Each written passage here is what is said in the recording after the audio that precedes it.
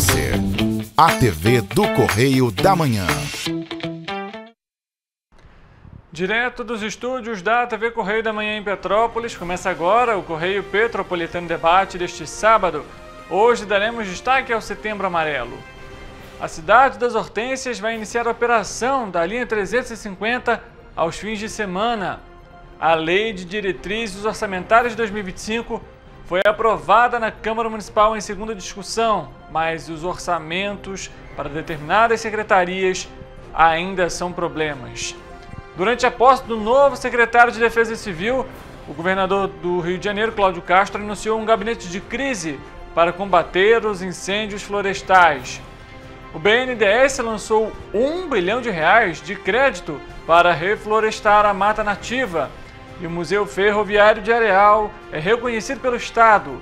O espaço passa a integrar o Cadastro Fluminense de Museus. O diálogo com o objetivo de discutir pautas importantes e voltadas à saúde. Eu sou Richard Stolzenburg e o Correio Petropolitano Debate está começando.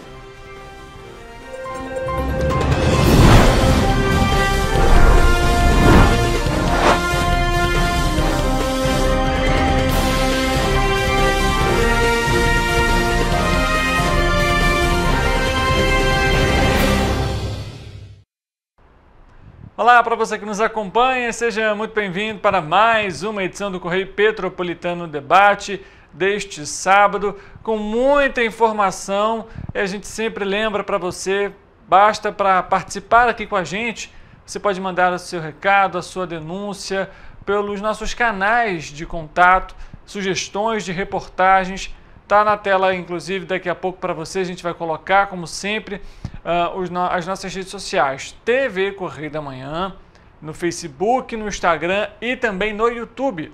Além disso, nós temos o nosso site tvc16.com e o correiopetropolitano.com.br. Além disso, como a gente citou aqui, as sugestões de reportagens também podem ser enviadas para o nosso e-mail tvccorreiodamanhã@gmail.com. Além disso, o nosso WhatsApp 993231675. Você manda vídeos, fotos da localidade que você mora e do problema, inclusive, você pode também encaminhar para a nossa equipe. A gente está aguardando, temos o nosso quadro Você na TVC, então não deixe de participar aqui com a gente, mandando o seu recado, a sua mensagem. A gente começa a edição de hoje trazendo uma atualização em relação ao transporte público em Petrópolis por conta dessa operação emergencial que continua na cidade. Isso porque a cidade das Hortênsias ampliou a possibilidade de atendimento aos passageiros em Petrópolis e inseriu a operação da linha 350, terminal Correias Centro, mais especificamente no ponto do Caldas Viana. E agora que vai ser realizado também aos sábados, domingos e feriados. A medida começou a valer nesse fim de semana, neste sábado, com 15 horários aos passageiros que realizam esse trajeto. Aos sábados, os passageiros vão contar então com os mesmos horários realizados de segunda a sexta-feira. Pela manhã, serão 7 horários, sendo o primeiro às 5h10, saindo do terminal de Correias, e 5h30 da manhã, saindo do centro da cidade. Já na parte da tarde, os clientes vão ter outros 5 horários. À noite, 3 horários foram programados, sendo o último saindo do terminal de Correias 9h40 da noite e do centro da cidade, mais especificamente às 10h15 da noite. Aos domingos e feriados, os passageiros vão ter 6 horários pela manhã, saindo do terminal de Correias. A primeira viagem às 5h20 da manhã e com partida do centro às 5h55 a primeira viagem. Na parte da tarde, outros 5 horários vão atender os clientes do transporte público. E à noite, 4 horários também vão ser realizados aí para atender o passageiro, a demanda da população. Sendo o último horário 9h40 da noite, saindo do terminal de Correias para o centro. Do centro para o terminal de Correias, o último horário é 10h15 da noite. O itinerário da linha permanece o mesmo. No sentido centro, o ônibus sai do terminal de Correias, segue em direção ao terminal Itaipava, concluindo a viagem no ponto do ônibus da rua Caldas Viana. No sentido Correios, o coletivo sai do ponto localizado no centro, passando pelo terminal Itamaraty e seguindo em direção ao terminal de Correias. Essa operação, lembrando, ela já começou nesse sábado, então amanhã, se porventura você precisa utilizar esse coletivo, a gente trouxe aqui também os horários para você. Em casos de dúvida, no Instagram do Cetranspetro, @Cetranspetro, também tem esse horário. E no nosso site, tvc16.com, também está disponível essa matéria, essas informações. Ao longo dessa semana, em Petrópolis, nós noticiamos diversos incêndios florestais. E por conta dessa situação, e preocupado com o meio ambiente, o Linha Verde, programa do Disque Denúncia, que é específico para receber informações sobre crimes ambientais, disponibiliza os canais de atendimento para que a população possa denunciar de maneira anônima.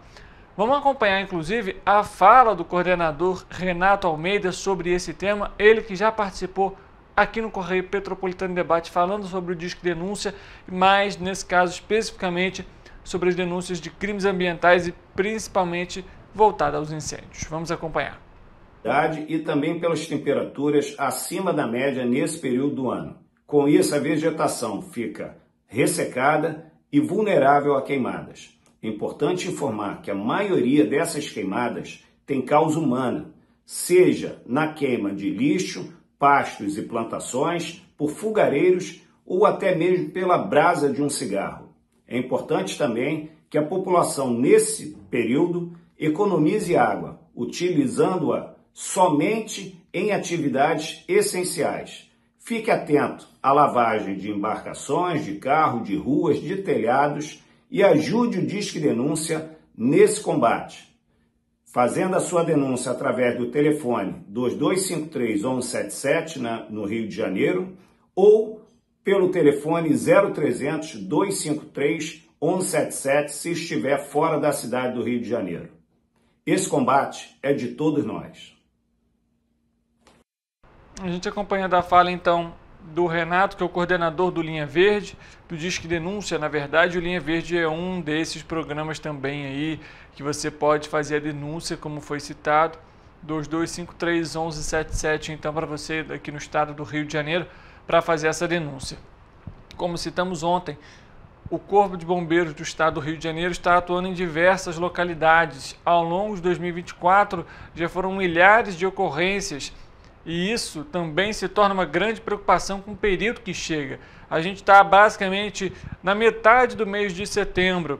As chuvas de verão começam daqui a pouco, em outubro, e esse grande volume de queima de vegetação, de incêndios florestais, empobrece o solo, destrói aquela camada vegetal daquela região e, consequentemente, esse solo empobrecido, sem aquela camada vegetal, o que pode acontecer?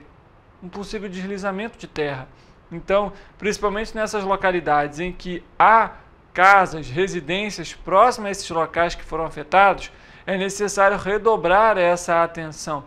Fora, obviamente, os impactos com a própria qualidade do ar, muito difícil. A gente já recebeu relatos aqui no Correio Petropolitano Debate de moradores, até mesmo pessoas próximas aqui à nossa equipe do jornal, que não conseguiram dormir, por exemplo, de quinta para sexta-feira, por conta do cheiro de fumaça muito forte, principalmente, né, nessas regiões próximas ali aos incêndios, como por exemplo no Caxambu, moradores citando que não conseguiram dormir à noite por conta desses incêndios florestais e que a fumaça, o cheiro era muito forte. Fora os outros sintomas, como dor de cabeça, por exemplo, e a própria dificuldade para respirar. Então, muita atenção durante esse período e lembrando, em caso de emergência, não deixe de acionar o Corpo de Bombeiros pelo telefone 193. Para você ter uma ideia, até o momento, o serviço do Disque Denúncia já recebeu mais de 15 mil denúncias de crimes ambientais. Isso no estado do Rio de Janeiro, sendo 567 sobre captação clandestina de água, 189 sobre o uso, sobre desvio de curso, 45 sobre desperdício e 10 sobre comércio ilegal de água. No que tange as denúncias sobre as queimadas, o Linha Verde já cadastrou 379 denúncias, mais do que as 307 no mesmo período do ano passado. Ou seja, a gente vê aí também a responsabilidade da população nesse caso, porque a partir do momento que a população tenha consciência, não solta balão, não faz a limpeza de terreno, ateando fogo, não joga bitucas de cigarro, como foi até comentado pelo próprio Renato, na vegetação, as chances de minimizarem os índices, as ocorrências de registros de incêndios florestais são maiores. Mudando de assunto, nessa quarta-feira, o texto base substitutivo da Lei de Diretrizes Orçamentárias, a LDO de 2025, foi posto em votação na Câmara dos Vereadores de Petrópolis e com 12 votos favoráveis, 3 abstenções, o texto foi aprovado em segunda discussão.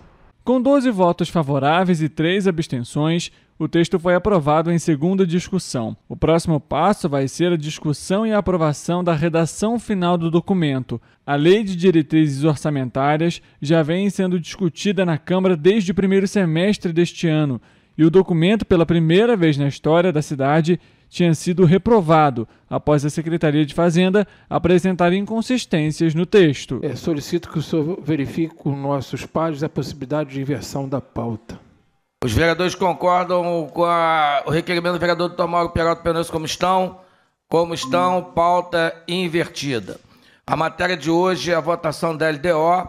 Nós vamos estar aqui agora votando as emendas dos vereadores. O dia 17 de julho desse ano foi o prazo final para realizar a votação em segunda discussão da LDO de 2025. No entanto, no dia da votação pela terceira vez, foram encontradas inconsistências em valores.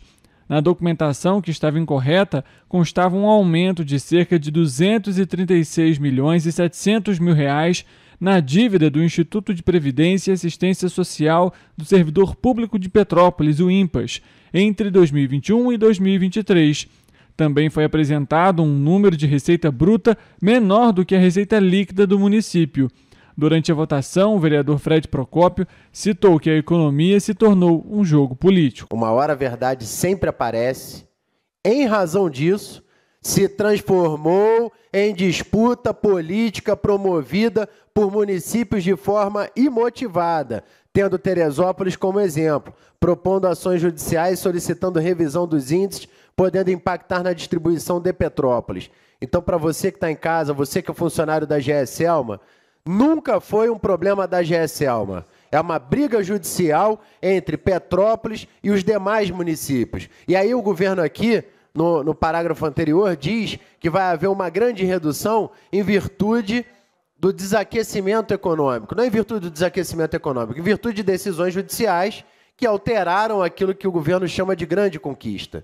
De acordo com o documento, Petrópolis, durante o ano de 2022, pós-pandemia e da tragédia da cidade, arrecadou R$ 210 milhões a mais que o orçamento previsto para 2025, após as decisões judiciais sobre o IPM. Esse orçamento, presidente, é a demonstração de que o atual governo vem endividando Petrópolis, imprimindo cheque sem fundo e distribuindo isso na rua. Primeiro, paga merenda. A secretaria que mais tem dinheiro, a que mais tem dinheiro das 3 que foram criadas, tem incríveis R$ 24 mil de orçamento para trabalhar no ano que vem. R$ 24 mil de salário para trabalhar no ano que vem. Criou-se uma estrutura gigante, uma narrativa enorme, para no final das contas dar dinheiro de cafezinho para eles fazerem política pública para a mulher, para a pessoa com deficiência e para a economia solidária. Ainda na sessão desta quarta-feira, os vereadores votaram em bloco sobre as emendas aditivas, modificativas e supressivas. Essas são propostas dos próprios vereadores para realizar adequações no uso de recursos públicos dentro da LDO e da Lei Orçamentária Anual, a LOA. Com apenas 7 votos a favor das emendas, 2 contras e 6 abstenções, a matéria foi recusada. Já as emendas parlamentares, ou impositivas, como também podem ser chamadas, cada parlamentar poderá apresentar até 25 emendas e é obrigatória a execução orçamentária e financeira por parte da Prefeitura. E para você ver, o texto foi aprovado, lembrando, como foi até citado na reportagem, por conta de inconsistências que a própria Secretaria de Fazenda apresentou 2, 3 vezes. A lei, então, foi necessária ser votada fora do prazo. O prazo também terminava aí na metade, no primeiro semestre desse ano. Mas vale ressaltar, como você viu na reportagem, é impressionante como o trabalho hoje vai ser feito em determinadas secretarias. Você imagina só a pauta da mulher, por exemplo, que é extremamente importante, a gente sempre traz aqui, inclusive no Correio Petropolitano Debate de ontem abordamos a questão relacionada à mulher, até com o próprio delegado Ney Loureiro, que assumiu a 105ª Delegacia de Polícia aqui em Petrópolis. Aí a Prefeitura cria uma Secretaria da Mulher. É a primeira vez que Petrópolis tem uma Secretaria da Mulher. E aí todo mundo comemora, todo mundo se alegra, mas aí você pega a Lei de Diretrizes Orçamentárias, que basicamente tem ali todo o panorama de recurso para o ano que vem, o orçamento da Secretaria da Mulher para o ano que vem, para você ter ideia, é importante ressaltar, para o ano todo, para os 12 meses de 2025, é R$24 mil. Tecnicamente, R$2.000 por mês. O que uma Secretaria da Mulher, para uma cidade que tem mais de 280 mil habitantes, o que uma secretaria vai fazer com R$2.000 por mês? Não consegue nem pagar quem vai trabalhar na secretaria. Impressionante. O que vai ser feito? E aí, mas aí, nas redes sociais, no Instagram, para divulgar para a imprensa, é um marco histórico. Mas na prática, não vai solucionar nada. Porque R$24 mil, R$2.000 por mês para conseguir atuar com a pasta da Secretaria da Mulher de forma eficiente, garantindo ali a informação, o conhecimento, o atendimento às mulheres que são vítimas de violência, independentemente dela, não vai existir. E vale lembrar, não é a Secretaria da Mulher só no caso para as mulheres vítimas de violência. É para a mulher como um todo. Para se discutir a saúde, para se discutir a segurança, para se discutir o mercado de trabalho dessas mulheres. Obviamente a gente sabe, existem as outras pastas também, mas R$24 mil, isso é querer enganar a população. Porque R$24 mil para uma secretaria é um recurso inaceitável, principalmente para a Secretaria também da Mulher. Enfim, a gente muda um pouco de assunto porque o Museu Ferroviário de Areal, Estação Alberto Torres, foi reconhecido oficialmente pela Secretaria de Cultura e Economia Criativa do Estado do Rio de Janeiro como parte integrante do Cadastro Fluminense de Museus. A estação simboliza o legado ferroviário e o desenvolvimento do município. De acordo com a Prefeitura de Areal, o reconhecimento foi concedido em conformidade com os critérios estabelecidos pelo Estatuto Nacional de Museus, que determina que as instituições sem fins lucrativos que conservam, investigam, comunicam, interpretam e expõem para fins de preservação, estudo, pesquisa, educação, contemplação e turismo, conjuntos e coleções de valor histórico, artístico, científico, técnico ou de qualquer outra natureza cultural, abertas ao público, a serviço da sociedade e de seu desenvolvimento, devem ser consideradas museus. A estação Alberto Torres foi inaugurada em 1886, ou seja, há 138 anos. Mais um motivo aí também para trazer mais rentabilidade, obviamente fomentar o turismo, a cultura do nosso estado, mais especificamente nesse caso com o município de Areal. O Correio Petropolitano Debate faz um intervalo rápido e a gente volta já já, porque na volta tem a previsão do tempo e, claro, outras informações da nossa região de cobertura. Não saia daí, é rapidinho, a gente já volta.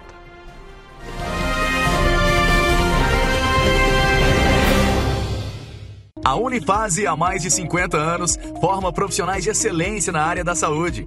E agora dá um passo além, o ensino técnico. Aqui, você se prepara para o mercado de trabalho e valoriza sua formação técnica com cenários exclusivos de prática e estágios supervisionados na rede pública e privada de Petrópolis. Faça o curso técnico em enfermagem da Escola Técnica Irmã Dulce Bastos da Unifase. Inscrições abertas para 2024. Turmas manhã e noite. Para ter mais qualidade de vida, conte com a maior rede de academias de Petrópolis. Aqui na Corper, com uma mensalidade, você utiliza todas as unidades: Centro, Bingen, Itamaraty e Itaipava. Com planos a partir de R$ 89,00, e a academia oferece ambientes modernos para você cuidar da sua saúde com segurança. Os espaços contam com dezenas de aparelhos de musculação, diversos equipamentos para aeróbico e funcional, além, é claro, de profissionais qualificados e uma extensa grade de aulas coletivas, que inclui dança, bike, jump, wolf fit, step fit, entre outras. Nossas estruturas são equipadas com salas de musculação e aulas coletivas, salas de avaliação física e nutricional, vestiários e estacionamentos amplos. Venha nos fazer uma visita e surpreenda-se! Esse aí sou eu, há 18 meses estudando inglês. Cada passo no aprendizado foi uma porta que se abriu para o meu futuro. Sabe o conhecimento que você desenvolve hoje? Ele é a chave para novas oportunidades incríveis do amanhã. É o equilíbrio perfeito entre aprender e aproveitar cada momento dessa jornada empolgante. E agora, aqui estou eu, na minha tão sonhada vaga em uma multinacional. O inglês abre portas. Fale Minds. Rio de Janeiro, atração o ano inteiro. Tem descanso, tem folia. Noite e dia, alegria. Sol e praia, diversão. No prato ou copo, a festa, o bar, museu ou bloco. Show, cultura, história. Gravado na memória e no seu coração. Rio de Janeiro, vem se apaixonar. Rio de Janeiro, vem se apaixonar. Cidades maravilhas, campo, mata, serra e trilha, em estado de emoção. Tem o Rio de Janeiro, que você já ama, e o Rio que ainda vai conquistar você. Apaixone-se pelo Rio. Rio de Janeiro, vem se apaixonar. Rio de Janeiro, vem se apaixonar. Governo do Estado do Rio de Janeiro. O Rio Imagem Baixada já superou a marca de 650 mil exames. Com cuidado especial para a saúde da mulher, o maior centro público de diagnóstico da América Latina tem capacidade para fazer 40 mil exames mensais e traz tudo num só lugar para atender com mais agilidade e eficiência. Rio Imagem Baixada, 9 meses. Chegou o resultado. O que era para poucos, agora é para todos. Governo do Estado do Rio de Janeiro. O trabalho não para, é todo dia e é de todos.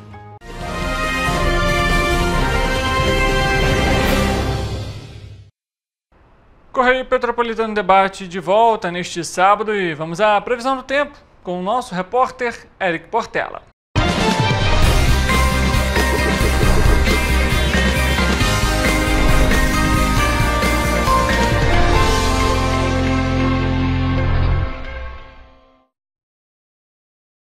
Boa noite, Richard. Boa noite para você aí de casa que está nos assistindo. Hoje eu vim falar sobre a previsão do tempo desta segunda-feira, dia 16 de setembro. Em Nova Friburgo, o dia será de muitas nuvens no céu, temperatura estável e chuva isolada a qualquer hora do dia. Os termômetros vão marcar mínima de 12 e máxima de 28 graus. Em Teresópolis, a semana começa com temperaturas altas, entre mínima de 12 e máxima de 29 graus, mas ainda assim com possibilidade de chuva. O dia será de muitas nuvens no céu e ventos de intensidade fraca. Aqui em Petrópolis, a previsão é de ligeiro declínio na temperatura, marcando mínima de 14 e máxima de 30 graus. Há probabilidade de chuva durante esta segunda-feira na cidade e a intensidade dos ventos deve se manter fraca. Também chove no município de Paraíba do Sul. A segunda-feira será de muitas nuvens no céu e temperatura estável, que deve variar entre mínima de 19 e máxima de 33 graus. E para finalizar, em Três Rios, o dia será de sol entre nuvens, ventos fracos e também possibilidade de chuva. Os termômetros vão marcar mínima de 20 e máxima de 34 graus. Aproveite o dia e mantenha-se informado sobre as condições climáticas locais. Até a próxima, Richard!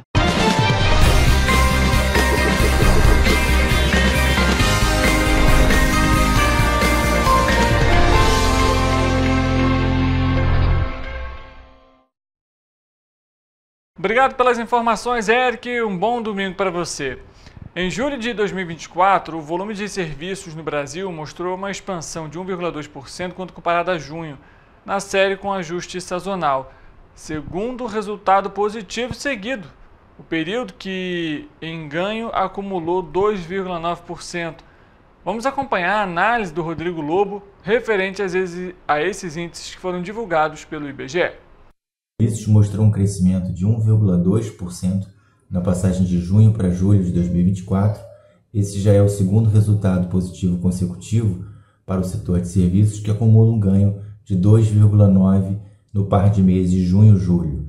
Com esse resultado, o setor de serviços opera 15,4% acima do nível pré-pandemia, cujo marco é fevereiro de 2020, e renova o ápice da sua série histórica, que agora passa a ser o mês de julho de 2024. Em termos setoriais, o setor de serviços mostra ligeira disseminação de taxas positivas entre os setores investigados, com 3 dos 5 avançando frente ao mês de junho. Os destaques ficaram com os serviços profissionais administrativos e complementares, que avançaram 4,2%, impulsionados pela parte de agenciamento de espaços de publicidade e também pela intermediação de negócios em geral, ambos os segmentos de serviços com principal operação nas plataformas digitais. O segundo impacto positivo fica com os serviços de informação e comunicação, onde percebeu-se ganhos mais acentuados nas empresas que atuam com portais, provedores de conteúdo e ferramentas de busca na internet, também empresas de telecomunicações e de exibição cinematográfica, já que julho é um mês de recesso escolar e, nesse contexto, as famílias acabam sendo atraídas para momentos de diversão nas salas de cinema. O terceiro impacto positivo, mas de uma forma muito mais moderada, ficou com os outros serviços, que mostraram uma variação de 0,2% de crescimento, impulsionado pela parte de serviços financeiros auxiliares e pelas corretoras de títulos e valores mobiliários. No campo negativo, o destaque ficou com o setor de transporte, que recuou 1,5% nesse mês de julho, pressionado pela parte de transporte dutoviário, transporte rodoviário de cargas e pelo transporte aéreo de passageiros, em função ali do aumento dos preços das passagens aéreas observado no mês de julho. Na comparação interanual, o setor de serviços cresce 4,3% em julho de 2024, frente ao igual mês do ano passado, segundo resultado positivo consecutivo, e teve 4 dos 5 setores avançando nesse tipo de confronto. Novamente, os destaques ficaram com os serviços de informação e comunicação e os profissionais administrativos e complementares. A única atividade que recua nesse tipo de confrontos foi o setor de transporte. No acumulado do ano, nos 7 primeiros meses do ano de 2024, o setor de serviços avança 1,8% e 4 dos 5 setores acompanham esse movimento de expansão. Esses ganhos são liderados por informação e comunicação, profissionais administrativos e complementares, outros serviços e serviços prestados às famílias. No indicador acumulado em 12 meses, o setor de serviços mostra ligeiro ganho de dinamismo, ao passar de uma taxa de crescimento de 0,8% em junho para um avanço de 0,9% em julho de 2024. Essas foram as principais informações da pesquisa mensal de serviços do mês de referência julho de 2024. A gente acompanhando a análise então, do Rodrigo Lobo, a quem a gente agradece pela análise também aqui para o Correio Petropolitano Debate. A gente fala agora sobre a Câmara dos Deputados, que aprovou o projeto de lei 4.266 de 2023 do Senado, que aumenta a pena de feminicídio e inclui outras situações consideradas agravantes da pena. E a matéria agora vai ser enviada à sanção presidencial. Segundo o texto, o crime passa a figurar em um artigo específico, ao invés de ser um tipo de homicídio qualificado, como é atualmente. Agora, então, o que acontece? A pena atual de 12 a 30 anos de reclusão aumenta para 20 a 40 anos. A relatora do projeto de lei, a deputada Gisela Simona, do União do Mato Grosso, afirmou que a proposta contribui para o aumento da proteção à mulher vítima de violência. Além disso, tem outros temas que estão abordados também nesse projeto de lei. E no nosso site tvc16.com tem todos os desdobramentos e também as mudanças que vão acontecer. Obviamente, depende também agora da sanção presidencial. O governador Cláudio Castro anunciou na última quinta-feira a criação de um gabinete de crise para intensificar o combate aos incêndios florestais no estado do Rio de Janeiro. Até a última quinta-feira, particularmente, o Corpo de Bombeiros atendeu 15.636 ocorrências, 4.598 a mais do que em 2023. Durante a posse do novo secretário de Defesa Civil e comandante-geral do Corpo de Bombeiros, o coronel Tarcísio Antônio de Sales Júnior, o governador também destacou o investimento de mais de R$1 bilhão feitos na corporação para expandir a rede de atendimento à população e promover melhorias para os militares. Vamos acompanhar a fala do governador e também do comandante-geral do Corpo de Bombeiros, o coronel Tarcísio Antônio de Sales Júnior. Mais de 6 anos, quando olhávamos para essa tropa, víamos uma tropa desvalorizada, víamos uma tropa que tinha sua estrutura física sucateada. Começamos um novo tempo, investimos.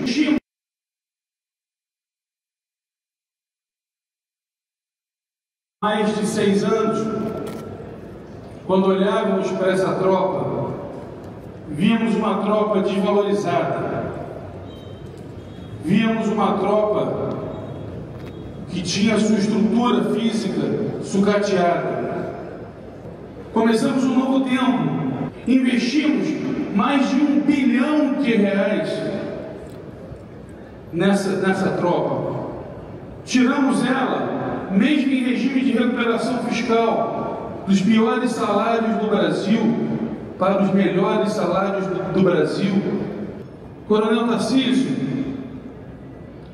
estamos fazendo os maiores investimentos da história dessa corporação, na modernização, na aquisição de viaturas, no respeito ao bombeiro militar.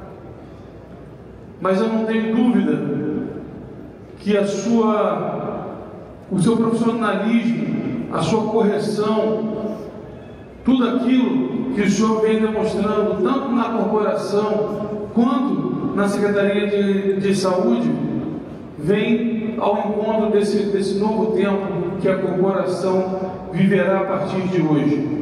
Um homem manso, mas com uma firmeza necessária para que a gente possa continuar o processo de avanço do Corpo de Bombeiros. A exigência de total profissionalismo no trabalho é uma constante, pois a sociedade atual necessita de um CDMED forte e irrepreensível. Então, assumo o comando da corporação para fortalecer este compromisso com o cidadão. Nosso pacto é pelo bem comum, nossa ética é pela vida e nosso juramento é inegociável. Acompanhando a parte da cerimônia, fala também do novo comandante do Corpo de Bombeiros do estado do Rio de Janeiro, que tem um grande desafio pela frente, tendo em vista os incêndios florestais. O Ministério Público do estado do Rio de Janeiro, o MPRJ, por meio da 2ª Promotoria de Justiça de Tutela Coletiva do Núcleo Nova Friburgo, requisitou nessa quinta-feira, a Companhia de Águas de Nova Friburgo e aos comitês de bacia hidrográfica informações sobre a segurança hídrica no município. A promotoria deseja saber se há risco de racionamento ou desabastecimento de água na região e, caso positivo, em quais áreas e quais medidas que devem ser adotadas pela empresa, como provisão de caminhão-pipa, sistemas de manobras, campanhas educativas, entre outras. O MPRJ também solicitou informações sobre um possível plano de contingência por parte da companhia e se esse foi ou pode ser acionado.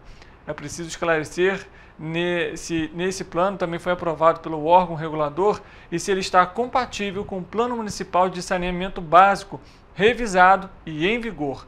Por fim, de que forma o plano de contingência vai estar integrado aos planos de recursos hídricos das regiões hidrográficas nas quais os municípios inserem o Rio, Dois Rios, das Ostras e Macaé. Os comitês de bacia hidrográficas Rio, Dois Rios e Macaé e das outras, a partir de integração com o Instituto Estadual do Ambiente, o INEA, devem informar os níveis de vazão atuais nos mananciais de abastecimento utilizados pela concessionária do Serviço Público de Abastecimento. Requer o MPRJ que as informações sejam repassadas no prazo de 5 dias úteis e a gente vai continuar acompanhando. Inclusive em Petrópolis, diversos moradores também reclamando da falta de água e, obviamente, a concessionária Agostinho Imperador já até informou também essa questão sobre essa crise hídrica e que afeta aí não só a cidade de Petrópolis, Nova Friburgo, mas também o país como um todo. A Prefeitura de Teresópolis começou a liberar durante a quarta-feira os processos de pagamentos dos artistas e fazedores de cultura contemplados nos editais do audiovisual e das demais áreas dos recursos remanescentes da Lei Paulo Gustavo. Para honrar o compromisso com a classe artística, a gestão municipal recorreu ao remanejamento emergencial de recursos orçamentários de vários setores. A liberação deveria ter sido feita há 12 dias, mas não acabou acontecendo, mesmo com os processos já empenhados e atestados em favor dos proponentes contemplados. O Correio Petropolitano Debate faz mais um intervalo rápido. Na volta você vai acompanhar uma entrevista que realizamos aqui no programa para falar sobre o Setembro Amarelo. A gente volta já, não sai daí.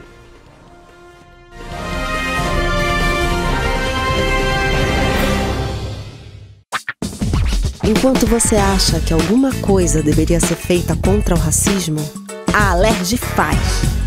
As leis que você precisa, a Alerj faz. Baixe o aplicativo da Alerj e conheça seus direitos. Ensinar inglês na pré-adolescência exige diferentes estímulos no aluno. O curso Kids and Teens a Mais conta com professores especializados que abordam inglês de maneira lúdica e objetiva. Através de 4 módulos, conduzimos os alunos de 9 a 14 anos do nível básico para o avançado, oferecendo total segurança na hora de se comunicar e argumentar em inglês, inclusive ser capaz de realizar futuros exames de certificação. Na Minds English School, você aprende o inglês que te leva longe. A Unifase, há mais de 50 anos, forma profissionais de excelência na área da saúde. E agora dá um passo além, o ensino técnico. Aqui, você se prepara para o mercado de trabalho e valoriza sua formação técnica com cenários exclusivos de prática e estágios supervisionados na rede pública e privada de Petrópolis. Faça o curso técnico em enfermagem da Escola Técnica Irmã Dulce Bastos da Unifase. Inscrições abertas para 2024. Turmas manhã e noite.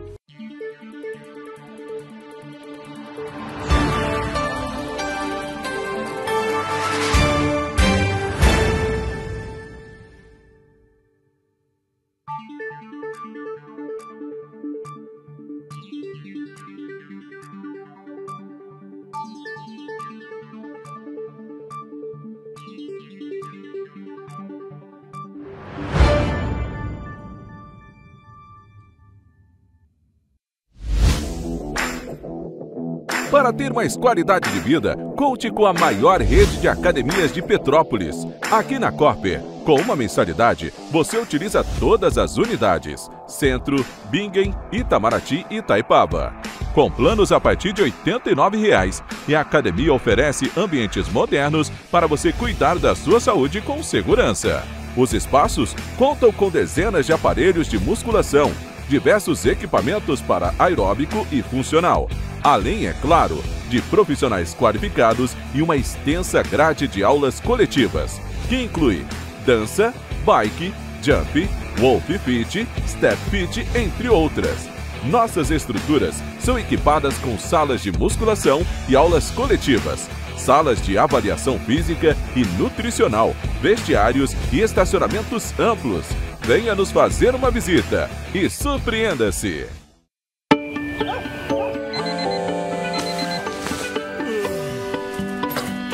Meu pai é um cara muito corajoso. Ele luta contra o mal igualzinho um super-herói. Ele não usa capa, mas tem um uniforme muito legal e vários equipamentos especiais. Ele também tem super veículos e quando precisa, ele pode até voar. Meu pai me disse para não ter medo, que as coisas estão melhorando. E eu acredito no que ele me fala. É, e os resultados já estão aparecendo. Mas o governo do estado do Rio quer mais. Por isso, estão sendo investidos R$1 bilhão na nossa segurança, com ações em todas as regiões do estado. A gente não está aqui dizendo que a guerra contra o crime está ganha. Ainda tem muita coisa a ser feita. Mas aqui no Rio, os criminosos não vão ter vida fácil. Pode acreditar nisso. Governo do Estado do Rio de Janeiro.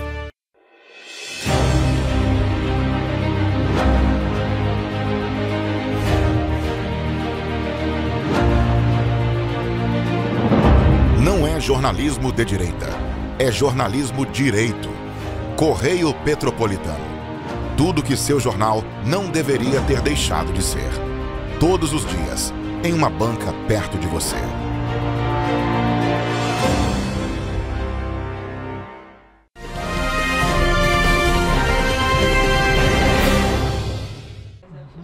Que ela tem uma especificidade. Correio Petropolitano Debate de volta. Neste bloco nós vamos abordar o Setembro Amarelo.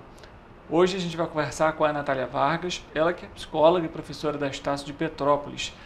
E o Setembro Amarelo, para quem não conhece, ele é uma campanha que é dedicada à conscientização e combate ao suicídio. A campanha Setembro Amarelo chama a atenção para a consequência mais grave de um quadro de adoecimento mental. E a gente vai falar justamente sobre isso, como que isso avança até chegar a esse caso.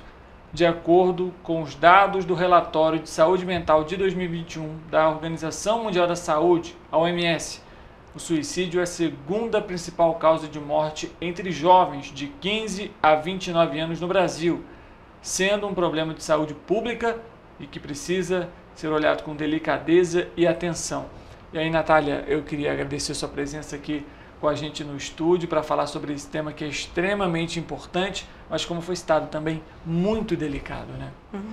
Boa tarde, eu que agradeço o convite, é um prazer estar aqui participando do programa, falar um pouco sobre esse tema, né? Eu costumo brincar que no setembro ele tem mais visibilidade, mas ele é especial o ano todo, né? Porque é um fenômeno que acontece o ano todo.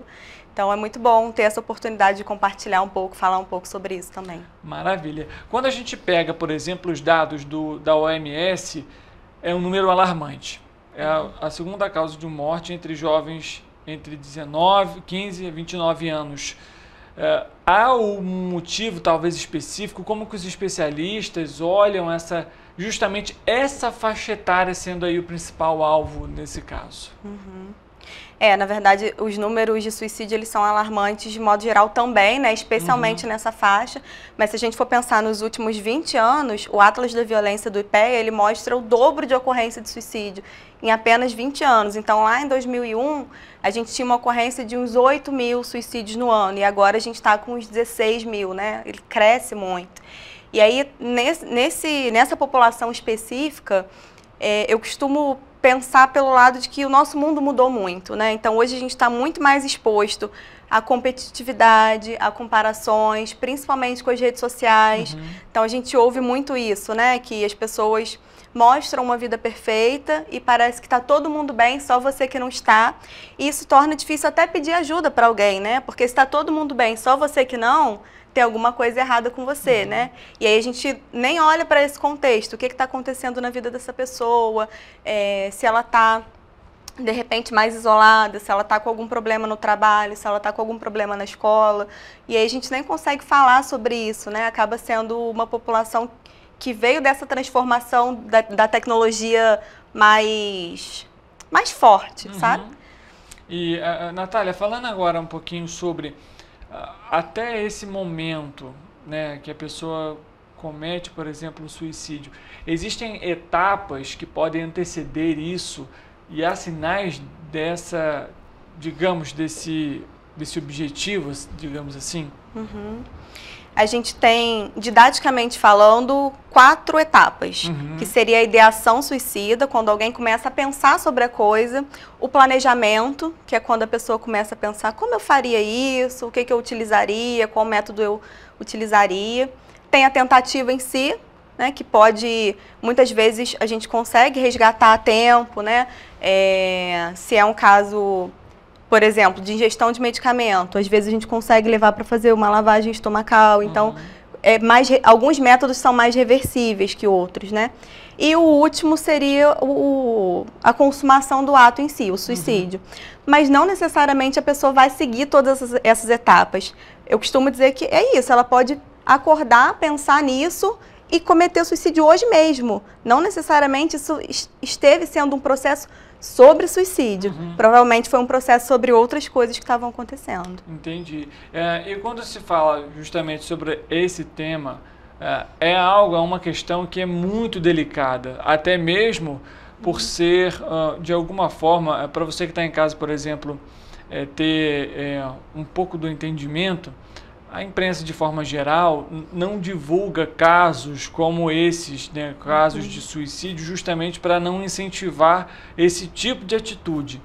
E quando a gente pega para trazer justamente esse tema, é necessário ter um cuidado a mais, justamente por conta dessa delicadeza que o tema aborda. Mas mostra também, né, Natália, ao mesmo tempo a necessidade de se debater sobre ele, de se apresentar, se discutir sobre esse tema, até porque os próprios dados, como a gente citou, eles têm aumentado.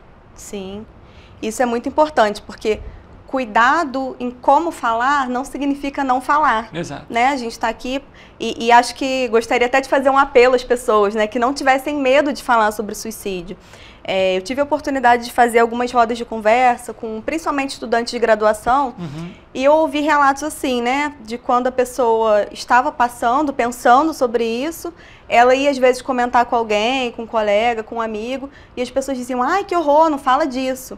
Mas às vezes ela precisava falar sobre isso justamente para sair disso. Né? Então a gente tem que perder um pouco o medo de falar sobre isso também. A gente poder escutar, se demorar, não querer resolver assim rápido, sabe?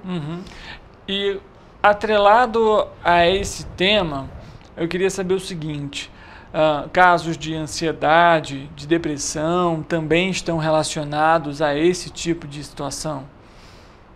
Tem muitos fatores que são colocados como fatores de risco, né? A presença de diagnósticos de transtornos mentais, questões sociais, como desemprego, solidão. Tem muitas questões mesmo, assim. Fica até difícil saber quem não estaria em risco quando a gente elenca tudo, né?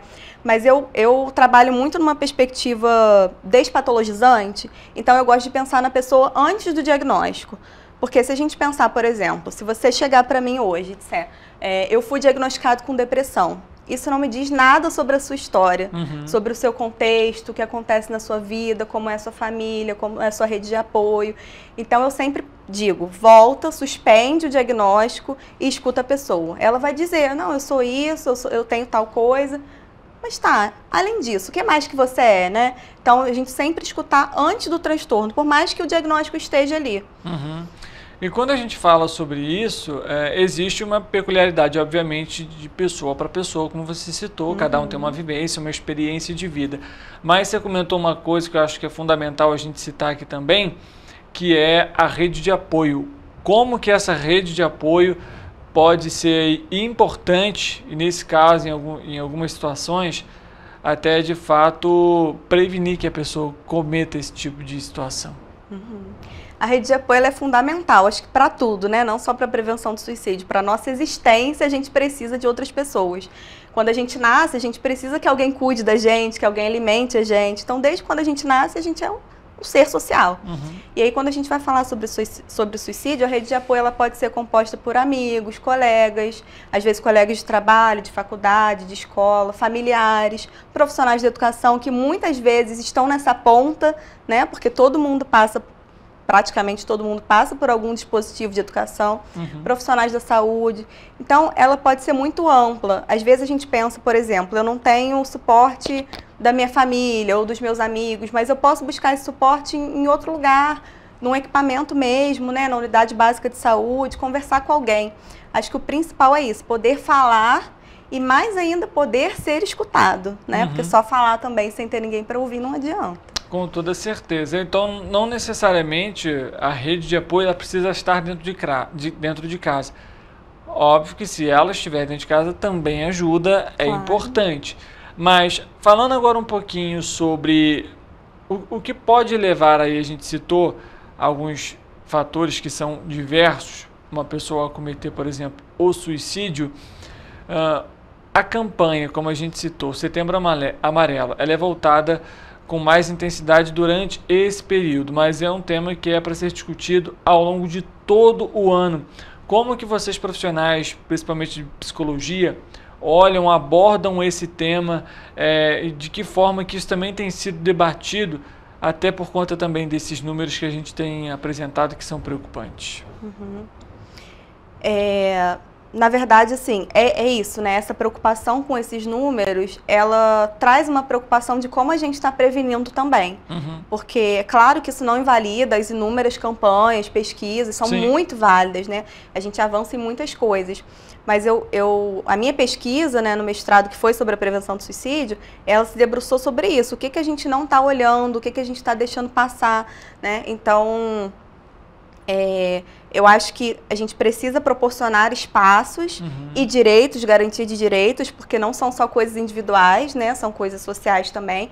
O tempo todo, verificar como aquela pessoa está sendo vulnerabilizada por questões internas ou externas e como a gente pode proporcionar um espaço para que ela saia daquilo de alguma forma. E não necessariamente vai ser um espaço diretamente terapêutico. Algumas pessoas vão buscar no esporte, na arte, na música, né? Então eu trabalho muito com isso também. Falando um pouquinho justamente sobre a sua pesquisa, eu queria que você falasse um pouquinho mais sobre ela. Você comentou mais ou menos o objeto do estudo, como que foi também, e um pouquinho sobre o resultado. A minha ideia de pesquisa surgiu a partir de um atendimento meu quando eu estava no estágio na faculdade ainda, que começou a falar sobre, a pessoa que eu estava atendendo começou a falar sobre suicídio, e aí eu me deparei com essas diretrizes, assim, fiquei muito preocupada de ter que encaminhar imediatamente essa pessoa para um outro profissional, de ter que comunicar a família, de ter que ver se ela tinha algum diagnóstico, e eram coisas que a partir de outros estudos meus, não faziam sentido naquele momento. Isso me trouxe uma preocupação muito grande. E aí eu comecei a pensar, por que a gente pensa assim? E aí eu queria conhecer as políticas, as diretrizes, como que isso está acontecendo, né? E tem uma coisa que às vezes as pessoas dizem que se não fizer bem, mal não faz. Mas às vezes faz muito mal. Às vezes a forma que a gente previne é mais violenta ainda, né? Então, a gente tem, por exemplo, a lei da reforma psiquiátrica, que é a 10.216. A internação é o último recurso, quando você já tentou de tudo. E muitas vezes ela está sendo o primeiro. As pessoas são internadas e aí elas não têm acesso, às vezes, à bolsa, o banheiro tem que ficar destrancado. Começa a ter uma série de ações que podem ser invasivas para essa pessoa e é uma linha muito tênue, né, entre o cuidado e a tutela. Tem um relato também de um dos livros que eu usei na minha pesquisa, de um profissional de saúde que dizia para o paciente: faz suas besteiras, depois vem dar trabalho para gente, fica quietinho, senão vou te conter. Então os próprios profissionais às vezes se incomodam de ter que cuidar de uma pessoa nessa situação, quando na verdade é uma oportunidade de a gente acolher essa pessoa, né, que ela está ali com a gente. E acho que isso foi um dos principais resultados da minha pesquisa, verificar um cuidado que muitas vezes a gente não está tendo, sabe? A gente às vezes tem um dispositivo, tem uma política, mas quando chega na ponta, às vezes a nossa formação muitas vezes não fala nem sobre morte de modo geral, ou fala muito rápido, a gente tem pavor do assunto, né? E acho que a gente precisa parar de ter para conseguir lidar melhor.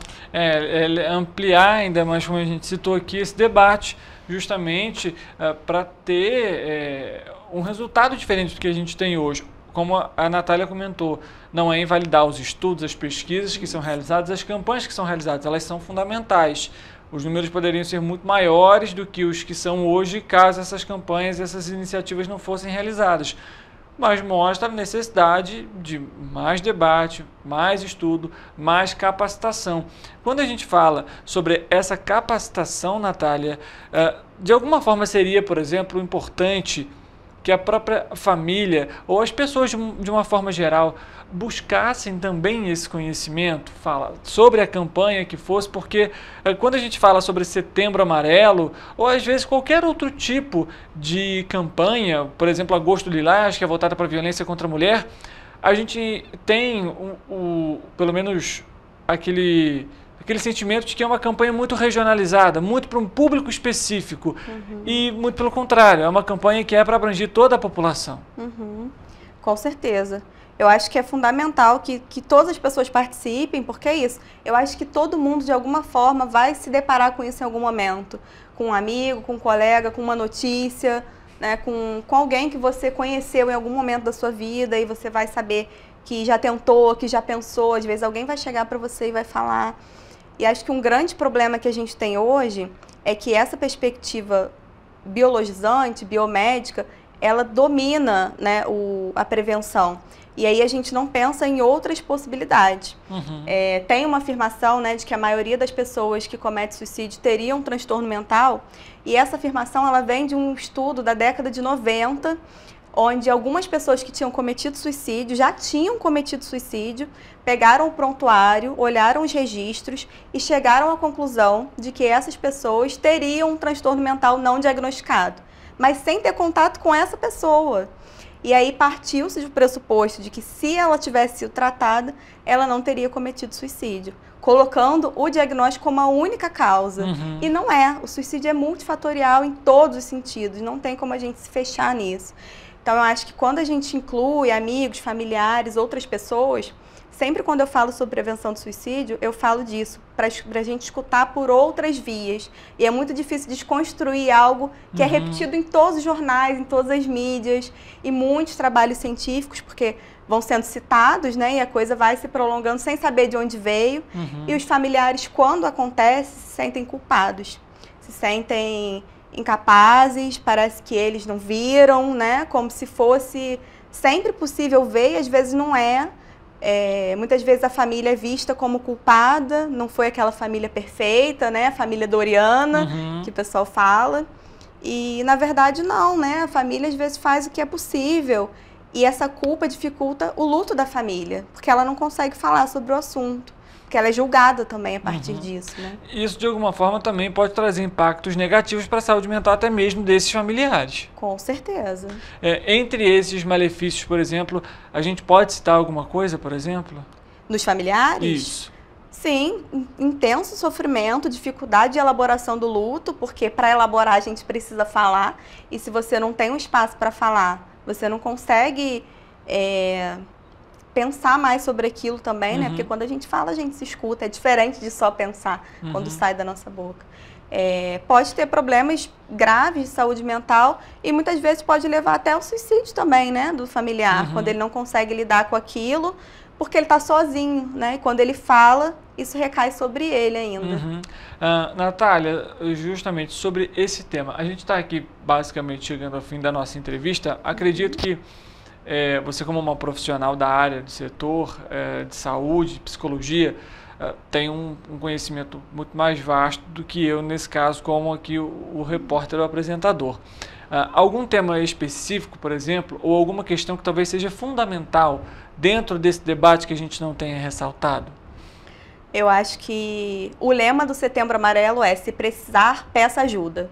Então, peça ajuda, né? Às vezes parece que é a última opção, que é a única opção, mas conversa com alguém, procura alguém que você sinta confiança, procure um profissional se você não tiver alguém próximo de você.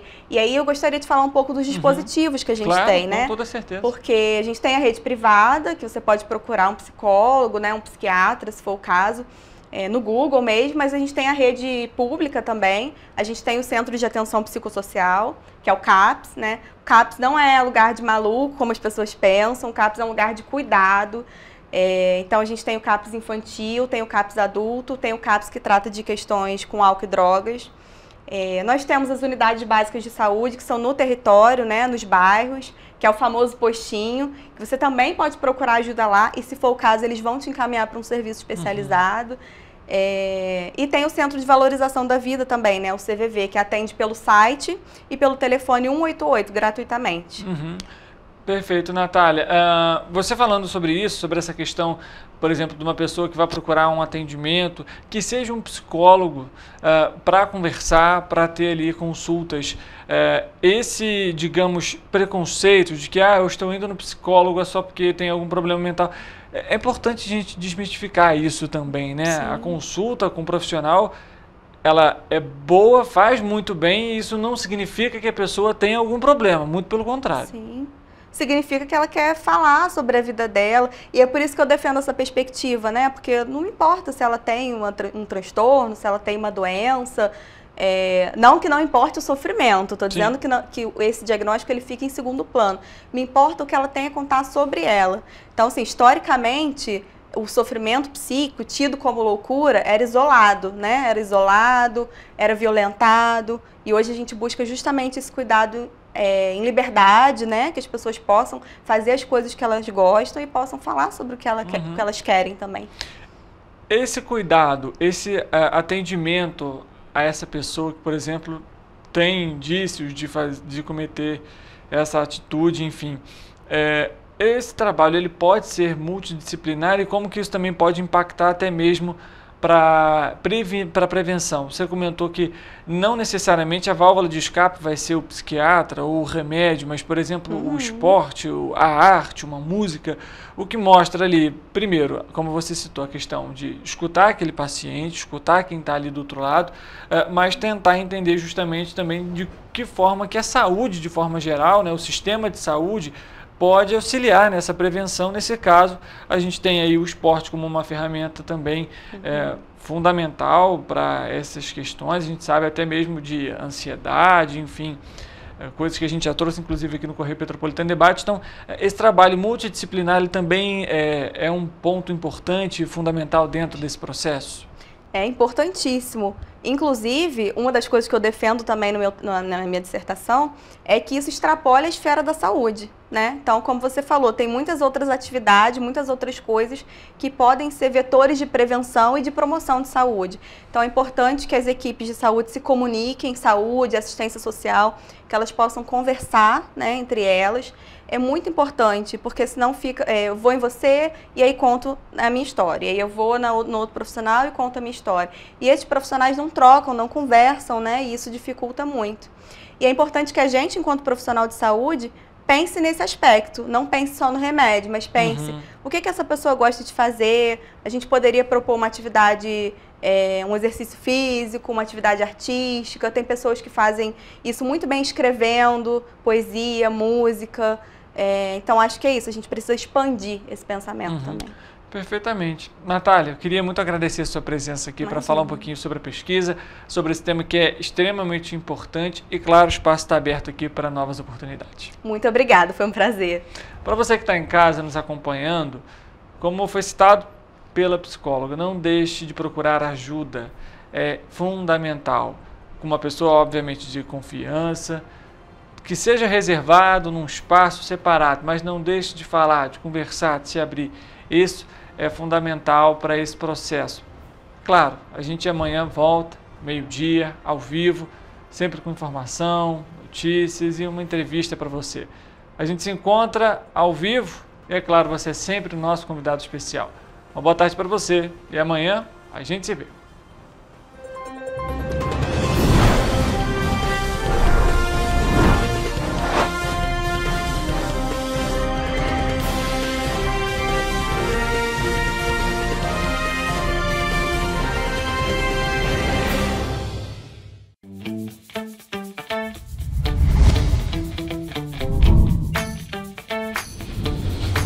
TVC, a TV do Correio da Manhã.